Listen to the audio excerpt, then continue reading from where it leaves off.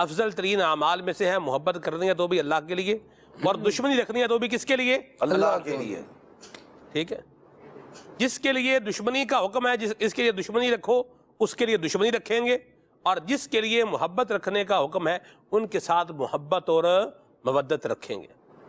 امیر سنت نے اپنے ایک شعر کے اندر بڑا واضح سا مضمون، یوں سمجھیں اس پورے موضوع کو بیان کر دیا ہے ایک شعر کے اندر۔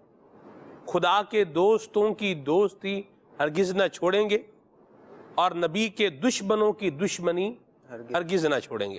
شیطان جو ہے وہ ظاہر سی بات ہے انسان کو نیکیوں سے روکتا ہے، بھلائی سے منع کرتا ہے، اسی لیے اللہ تبارک تعالیٰ نے اسے بندے مومن کا دشمن قرار دیا ہے۔ تو ہمیں ایک ہی کو اپنا دشمن سمجھنا چاہیے کہ جس کے دشمن ہونے میں کوئی دو رائے نہیں ہے۔ بقیہ عزیز و اقارب، رشتہ دار، دوست احباب یا کوئی اجنبی شخص ہے تو وہ آج اگر دشمنی کی کیفیت میں ہے تو اگر ہم کچھ ایسا کر سکتے ہیں تو وہ وقت دور نہیں کہ اللہ تبارک و تعالی دونوں کے دلوں میں ایک دوسرے کے لیے محبت پیدا فرما دے گا۔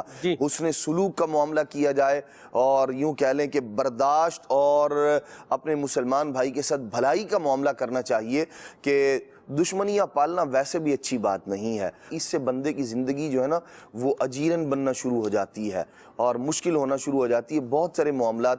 تو انسان کو چاہیے کہ وہ اللہ رسول کے لیے اپنے مسلمان بھائیوں سے محبت کرے، اور اگر کوئی دشمنی اور عداوت والا معاملہ ہو اس پر بھی غور کر لے کہ یہ میں اپنے نفس کے لیے کر رہا ہوں، اپنی انا کو یوں کہہ لیں تسکین پہنچانے کے لیے کر رہا ہوں، یا واقعی معاملہ ایسا ہے۔ جب ہم اسلاف رحمہ اللہ الکرام کے مبارک انداز کو دیکھتے ہیں اور جب ہم ان کی زندگیوں کا مطالعہ کرتے ہیں تو ہمیں یہ چیز صاف نظر آتی ہے کہ اگر انہیں کبھی کسی کے معاملے میں اس طرح کی بات ہوتی کہ شاید اس کے دل میں میرے متعلق کوئی بات ہے یا دشمنی کی طرف ایک قدم یوں بڑھ سکتا تھا تو فوراً اسے روک دیا کرتے تھے۔ حضرت سیدنا عثمان غنی رضی اللہ تعالیٰ عنہ جلوہ گر تھے، نبی پاک صلی اللہ تعالیٰ علیہ وآلہ وسلم کے وصال مبارک کے فوراً بعد کی بات ہے۔ حضرت عمر فاروق رضی اللہ تعالیٰ عنہ ان کے پاس سے گزرے اور انہوں نے سلام کیا انہیں۔ حضرت سیدنا عثمان غنی رضی اللہ تعالیٰ عنہ نے ان کا سلام کرنا نہ سنا، توجہ نہیں تھی، کچھ اور سوچ رہے تھے۔ نبی پاک صلی اللہ تعالیٰ علیہ وآلہ وسلم سے کچھ پوچھنے کے بارے میں ذہن میں بات چل رہی تھی کہ میں حضور علیہ السلام سے یہ پوچھ لیتا، اور ادھر حضرت عمر فاروق سلام کر کے گزرے، ان کی توجہ ہی نہیں تھی، انہوں نے سنا ہی نہیں، جواب نہیں دیا۔ تو حضرت عمر فاروق رضی اللہ تعالیٰ عنہ وہاں سے گزر کر پریشان ہو گئے۔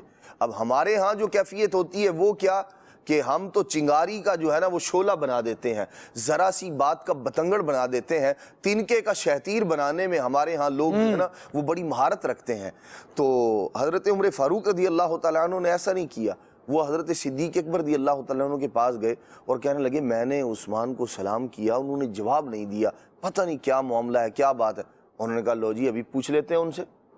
یہاں بھی آپ دیکھیے ہمارے ہاں کیا ہوتا ہے، اگر کوئی آدمی کسی کے متعلق کوئی بات کرتا ہے، یار میں نے سلام کیا جواب نہیں دیا، ارے اس کے دل میں تو تمہارا ویسے ہی بغض و عناد ہے، اور ہو سکتا ہے کوئی پہلے کی جو ہے نا وہ دشمنی بھی پال رکھی ہو، تم نے بھی ایسا کیا ہوگا، یعنی فرضی ایک بات بنا کے عمارت کھڑی کر دیں گے ایسی کہ اس کے دل میں جو سامنے والے کا دل ابھی تک خالی تھا وہ اس کے دل میں بھی باتیں آنا شروع کر دیتی ہیں کہ ہاں یار کوئی نہ کوئی تو بات ہوگی، اسی لیے اس نے مجھے جواب نہیں دیا۔ سیدنا صدیق اکبر نے فرمایا چلو بھائی پوچھ لیتے ہیں، کیوں نہیں دیا انہوں نے جواب آپ سے، معاملہ تو کوئی ایسا نہیں ہے۔ تو حضرت صدیق اکبر رضی اللہ تعالیٰ عنہ اور عمر فاروق رضی اللہ عنہ دونوں آگے حضرت عثمان غنی رضی اللہ تعالیٰ عنہ کے بعد۔ یہ ہمیں سکھا رہے ہیں کہ جب کبھی معاملہ ایسا ہو تو پھر خود سے سوال کر کے خود ہی جواب دینا، یہ معاملہ نہیں کرنا چاہیے، بلکہ صاحب معاملہ جو ہے اس کی طرف رجوع کرنا چاہیے، اسی سے پوچھ لیں۔ 100 باتیں خود سے گھڑیں گے اور اس کا جواب خود سے بنائیں گے، اس سے بہتر یہ ہے کہ ایک سوال کریں، اسی بندے سے کریں اور اسی سے جواب لے لیں، معاملہ حل ہو جائے گا۔ سیدنا صدیق اکبر رضی اللہ تعالیٰ عنہ نے عثمان غنی رضی اللہ تعالیٰ عنہ سے فرمایا عثمان کیا بات ہے، عمر نے تمہیں سلام کیا اور تم نے جواب نہیں دیا۔